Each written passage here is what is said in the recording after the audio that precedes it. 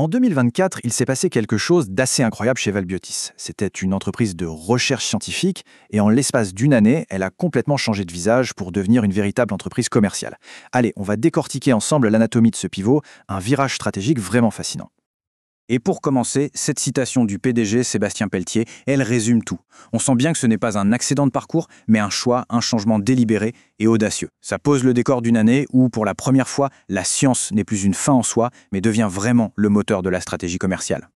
Mais bon, avant de se plonger dans ce grand chamboulement, c'est super important de comprendre d'où vient Valbiotis. Son identité, elle s'est vraiment bâtie sur une décennie de recherche et de promesses scientifiques très solides.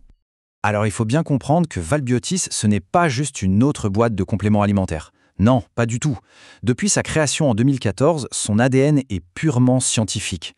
L'idée, ça a toujours été de créer des produits à base de plantes, oui, mais avec une rigueur clinique digne du monde pharmaceutique pour s'attaquer à de vrais problèmes de santé publique, comme le diabète ou l'hypercholestérolémie. Et le fruit de tout ce travail, eh bien le voici. Ce portefeuille de substances actives, c'est un peu le trésor de guerre de l'entreprise.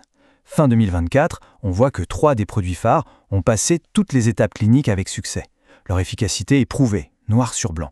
C'est ce capital scientifique énorme qui a rendu le pivot de 2024 non seulement indispensable, mais surtout réalisable. On en arrive maintenant au cœur du sujet, l'événement qui a tout déclenché. Un vrai tremblement de terre stratégique qui a obligé Valbiotis à réinventer complètement son modèle économique, et ce, en seulement quelques mois. Regardons cette chronologie, c'est très parlant. En 2020, tout semblait parfait. Un partenariat avec un géant, Nestlé Health Science, pour le produit star Totem 63. C'était la consécration du modèle de Valbiotis. Et là, en juin 2024, coup de théâtre, le partenariat s'arrête. Mais attention, loin d'être un échec, ça a été l'étincelle qui a tout allumé. La décision est prise, ils vont se lancer seuls. Et là où ça devient vraiment intéressant, c'est sur le plan financier. Parce que dans cet accord de rupture, Valbiotis a gardé l'intégralité des sommes déjà versées par Nestlé, soit 12,75 millions de francs suisses. Cet argent avait justement servi à financer les toutes dernières études cliniques. Le résultat est incroyable. Valbiotis récupère un produit en or, 100% validé, prêt à être vendu et sans la moindre dette envers son ancien partenaire. Donc avec un produit phare de retour à la maison et de l'argent en caisse pour manœuvrer, Valbiotis n'a pas perdu une seule seconde. La deuxième moitié de l'année 2024 a été le théâtre d'une transformation absolument fulgurante. Et là, le virage est à 180 degrés. On passe d'une structure centrée sur la recherche et développement à une machine de guerre commerciale. Ça a demandé des décisions difficiles, c'est certain, comme la restructuration des équipes ou la fermeture du site de Riom, mais c'était le prix à payer pour réallouer toutes les ressources vers un seul et nouvel objectif, la vente. Et les actes ont suivi les paroles très vite. En l'espace de quelques mois, Valbiotis a monté de toutes pièces une infrastructure commerciale. Recrutement d'une force de vente, lancement d'un premier produit, création d'un site de e-commerce. C'est la preuve qu'ils ont su passer de la stratégie à l'action à une vitesse assez bluffante. Bien sûr, une transformation pareille, ça se voit dans les chiffres. Ça a un coût, mais ça produit aussi des résultats. Alors allons voir comment ce pivot s'est concrètement traduit dans les comptes de l'entreprise. Ce graphique est limpide. D'un côté, on voit les dépenses en recherche et développement qui chutent de plus de 2,5 millions d'euros. Et de l'autre, bam, les dépenses vente et marketing qui plus que doublent. L'argent a été très clairement déplacé du laboratoire vers le terrain, vers le marché. Et ça, c'est une petite révolution pour Valbiotis. Pour la toute première fois, les dépenses en vente et marketing pèsent quasiment aussi lourd que celles de la recherche et développement.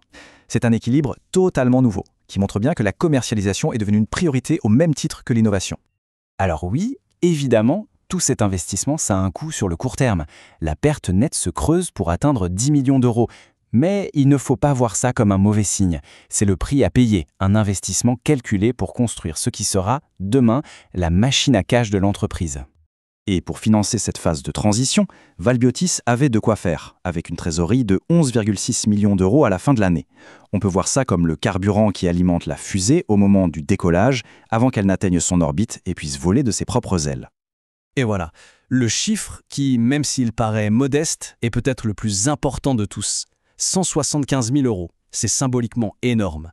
C'est la toute première fois que Valbiotis génère du chiffre d'affaires par elle-même en vendant ses propres produits. C'est la preuve que le modèle de vente directe, il peut fonctionner.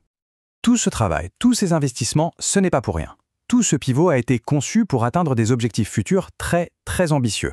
Regardons un peu comment Valbiotis compte transformer les efforts de 2024 en un succès durable. La feuille de route est très claire.